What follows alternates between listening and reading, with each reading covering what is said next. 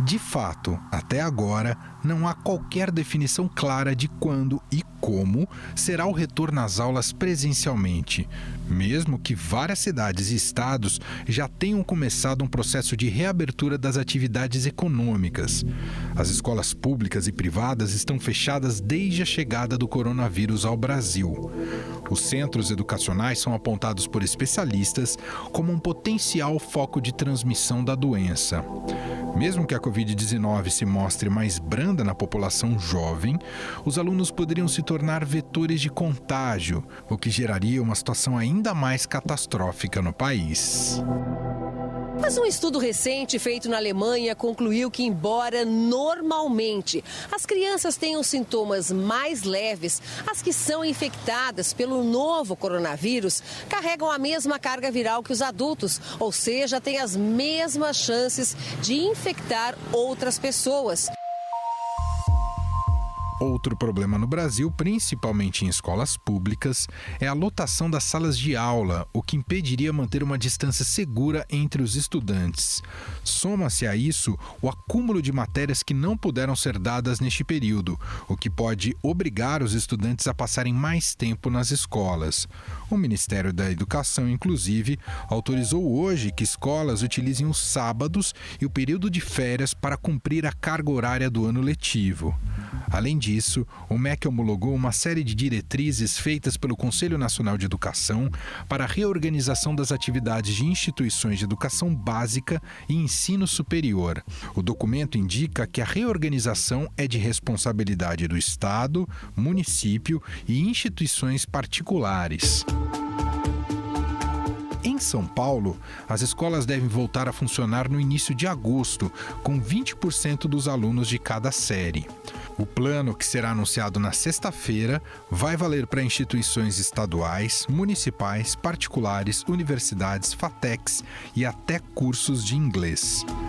Ainda se discute se será um grupo de 20% dos alunos frequentando aulas todos os dias da semana ou se grupos diferentes de estudantes irão uma vez por semana. O Ministério da Educação afirma que cada estado está fazendo seus planos de retomada de forma independente e de acordo com as diretrizes do Ministério da Saúde.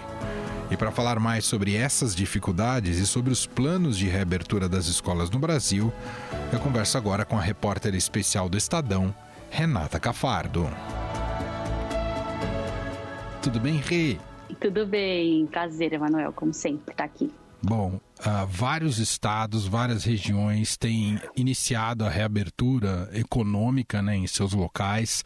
E claro que entra nessa conta e nesses planos a seguinte pergunta, né, em que momento os alunos poderão retornar às aulas? E isso é um ponto-chave, afinal, muitas famílias ficam em casa por conta das crianças, por não terem onde deixar as crianças.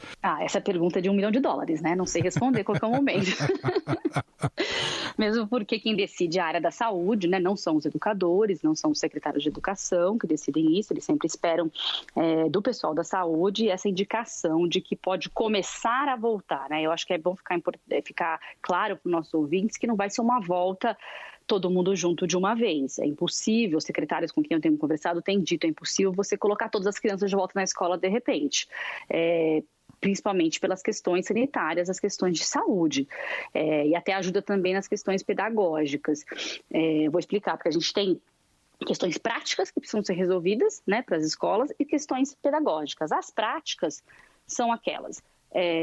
Onde vamos deixar o sapato das crianças que entram? Tem lugar para deixar esses sapatos com segurança, para que as crianças não fiquem pegando o sapato? Porque a criança deixa o sapato num canto e depois ela já vai lá e pega o sapato dela com a mão. Aí não adiantou nada. Tem álcool gel para todo mundo? Imagina todas as redes de educação desse país. Será que eles têm dinheiro para ter álcool gel, para ter pia, até pia próxima para se lavar a mão? Ou a pia fica lá do outro lado da escola, ou você vai mandar a criança lavar a mão de uma em 1 hora, em 2 horas, vai perder um tempão para ir até lá. Então precisa adaptar as escolas para colocar pias próximas ou álcool gel. Tem a questão do distanciamento, como é que nós vamos colocar as crianças com 2 metros, sei lá, que seja de distanciamento, que é importantíssimo, sendo que as nossas salas são superlotadas, que a gente tem uma média de 30 alunos, se for juntar o ensino fundamental e médio, no país, 30 alunos por sala. Como é que você vai distanciar 30 alunos? Por isso que a gente fala que tem que ser gradual. O que se pensa, né? O que está se pensando? Voltar primeiro uma série, a série que muito se fala que para voltar primeiro é o 3º ano do médio. Por quê? Por causa do Enem, né? Uhum. Eles estão estudando, eles têm uma prova que, por mais que tenha sido adiada, eles têm Enem, eles têm vestibulares e são adolescentes, é mais fácil de lidar com essas questões práticas que a gente está falando. E as pontas, né, de maneira geral, por exemplo, o fim do fundamental, que é o 9º ano, porque tem a formatura para passar para o médio.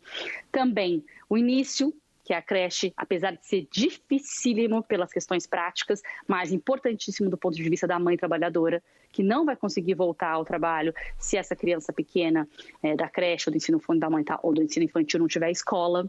Então, se pensa muito nas pontas, é isso que eu tenho ouvido dos secretários. Tem outros que não, que pensam, porque fora do Brasil não foi assim, entendeu? Fora do Brasil, a gente pode ver, por exemplo, na China, eles voltaram primeiro o ensino médio mesmo por causa das provas, tinham essa preocupação. Em outros lugares, alguns países como Dinamarca e tal, voltaram as crianças menores, até 12 anos primeiro, justamente porque não tem condição de ficar em casa sozinhas. Então, dá para se pensar de várias formas essa volta. O que se sabe é que ela é gradual. Ela não é uma volta de férias, né? Olá, voltamos todo mundo, e aí, vamos todo mundo, né? Que legal. Não é. Né? Ela vai ter que ser de alguma forma escalonada, seja um dia sim, um dia não, e continuar com o trabalho em casa. Aí vamos falar da questão pedagógica, que eu te falei que tem os grandes desafios. A coisa mais importante que tem que ser feita ao voltar é uma avaliação diagnóstica dessas crianças, seja na rede pública ou na rede particular.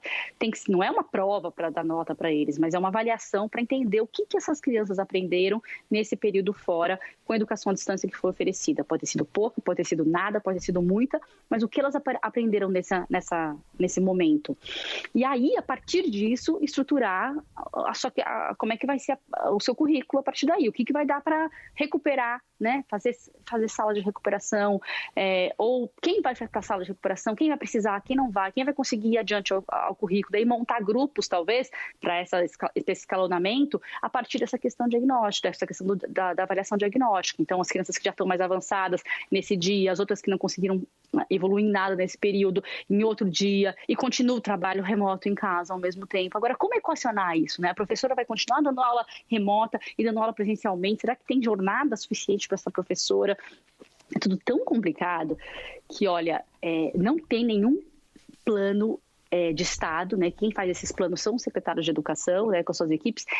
Não tem nenhum plano pronto, com o martelo batido, vai ser assim, entendeu?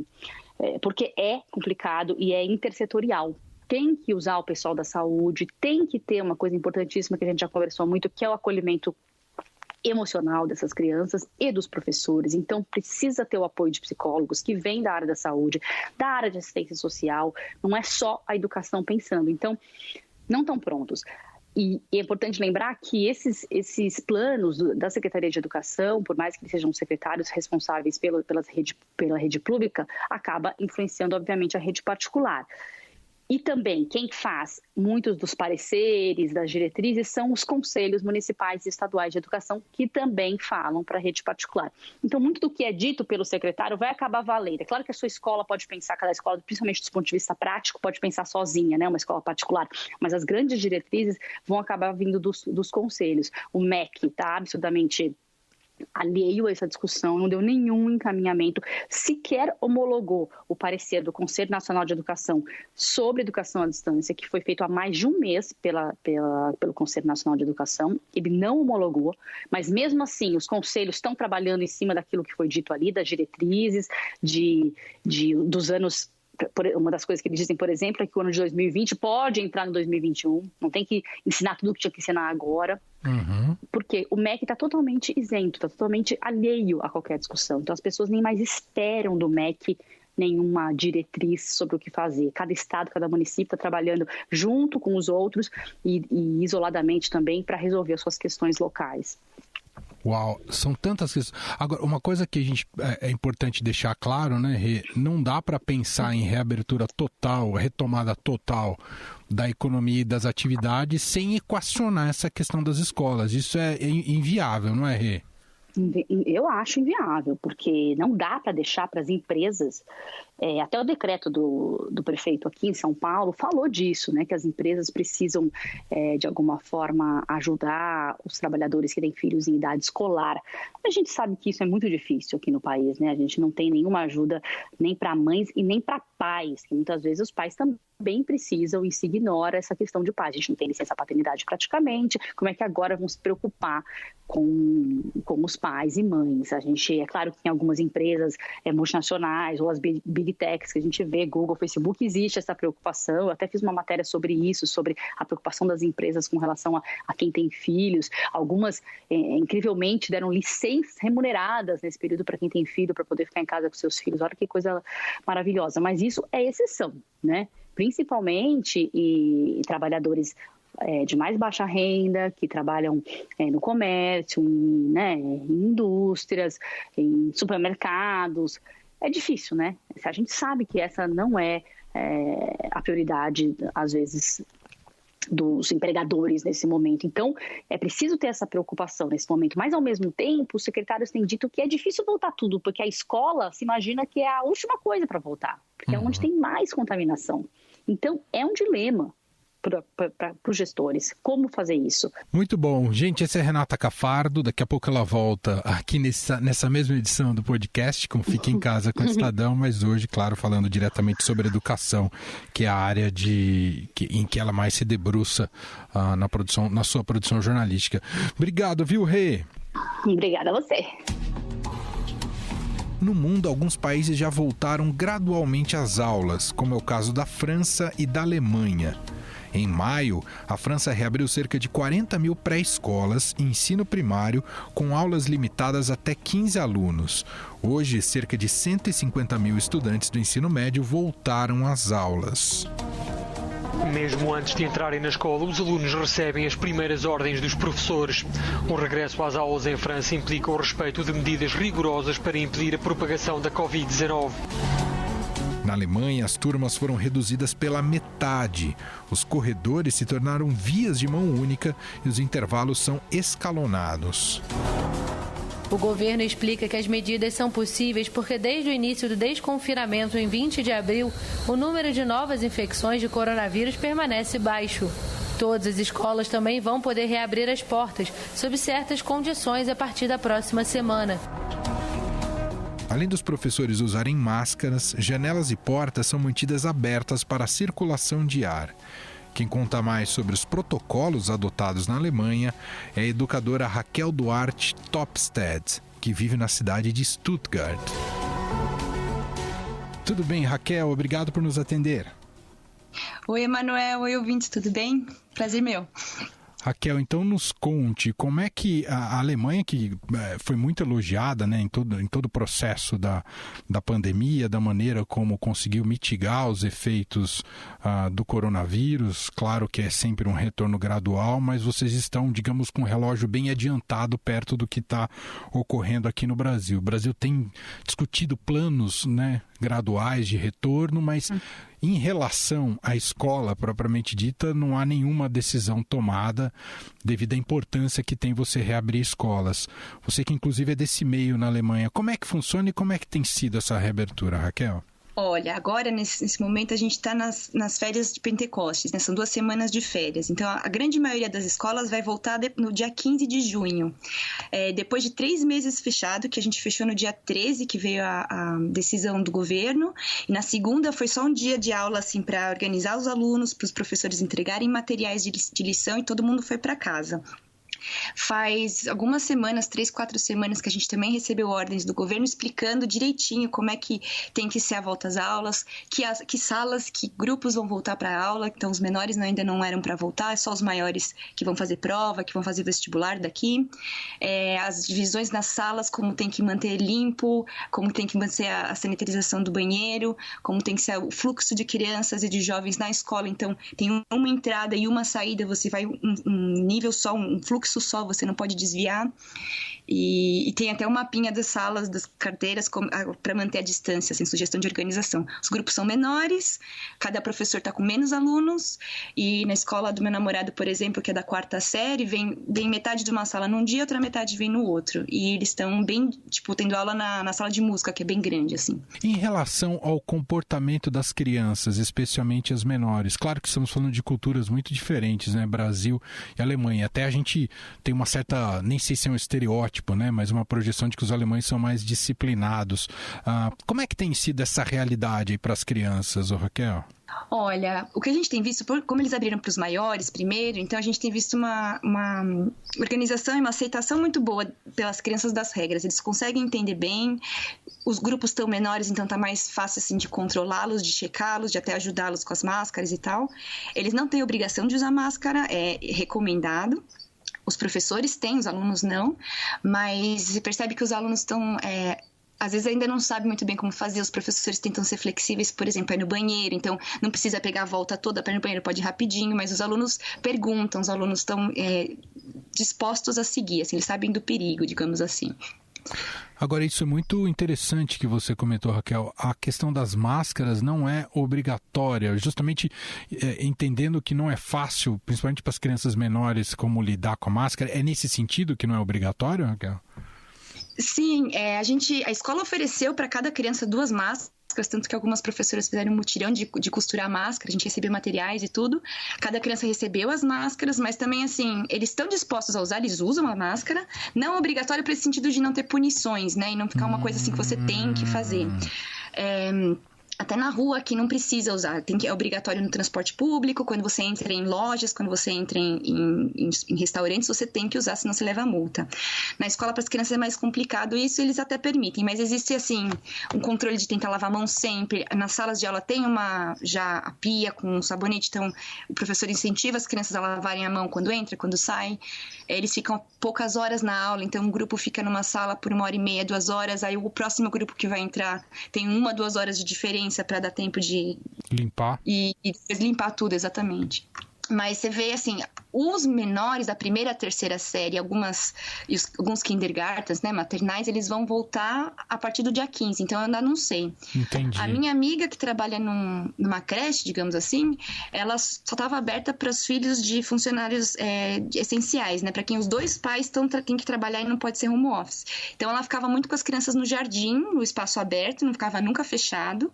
Eles tinham que chegar mais cedo para higienizar tudo, mas também ficava 2, 3 crianças por adulto e não podia deixá-los sozinhos assim e não invadir muito o espaço do outro. Eles tentavam deixar um espaço fixo. Ô, Raquel, o que você sabe, pode nos contar em relação ao transporte dos alunos? A maior parte vai com os pais ou como a gente tem aqui no Brasil muito dessas vans, dessas peruas escolares, porque isso também pode ser um problema em relação ao contágio, ao aumento de contágio, Raquel?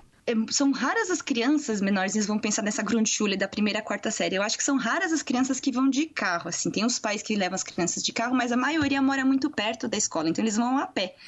Até tem muitos pais que se encontram, assim, eles revezam, um dia da semana vai um pai, junta as crianças da rua ou da vizinhança e vão todas juntas.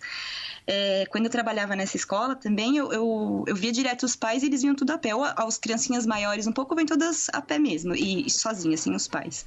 Entendi. Não tem transporte escolar, não tem isso. Pelo menos eu conheço muito pouco. Gente, a gente ouviu um belíssimo depoimento da Raquel Duarte Topstedt. Eu não sei se eu disse certo o seu sobrenome, Raquel. É legal, tá bom, Topstedt. Topstedt.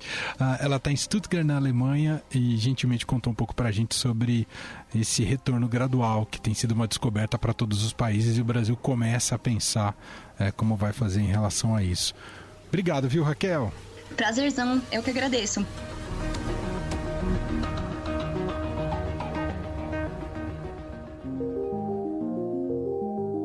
Bom, e para encerrar aqui o podcast de hoje, agora ela está voltando como autora deste quadro, é Renata Cafardo. Fique em casa com o Estadão, com Renata Cafardo. Hoje o nosso papo aqui no Fique em Casa é com o professor e youtuber de literatura e português, Noslen Borges. Ele mora lá em Curitiba, está fazendo todos os vídeos de casa e está chegando nessa pandemia a 3 milhões de inscritos no YouTube. Como vai, professor? Tudo bom, Renata? Prazer estar com você. Obrigado pelo contato e pela oportunidade, viu? Me conta um pouquinho, como está esse teu trabalho agora, assim, durante o isolamento? Você já gravava muita coisa, claro, de Sim. casa, os seus vídeos e tal, mas mudou muita coisa no seu trabalho? Então, mudou bastante no sentido que aumentou.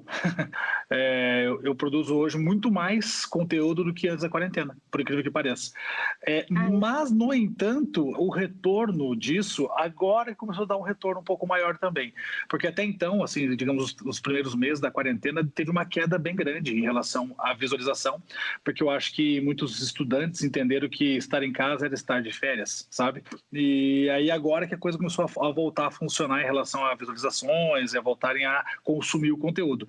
Que conselho que você daria para esses professores todos que estão entrando no mundo, nesse mundo virtual que você já conhece muito bem, então pela primeira vez ligando câmera, tendo que olhar para a câmera e ensinar o seu aluno de forma virtual? Qual que é o seu conselho para os professores do Brasil que estão aí com esse desafio?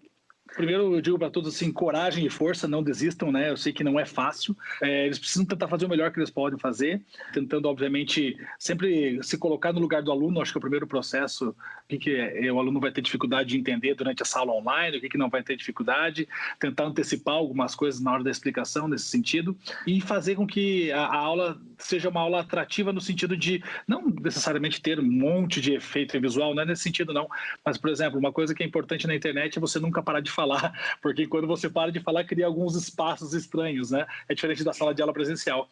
Então, quanto mais você fala para o aluno, você joga o conteúdo, você prende o aluno contigo e aí depois você vai ajustando isso nas outras aulas, né?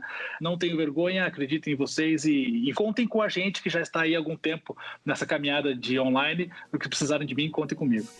Certo, professor. Muito obrigada, viu? Eu que agradeço. Obrigado, Renata. Bom trabalho para você. Valeu, igualmente. Um beijo. Tchau, tchau.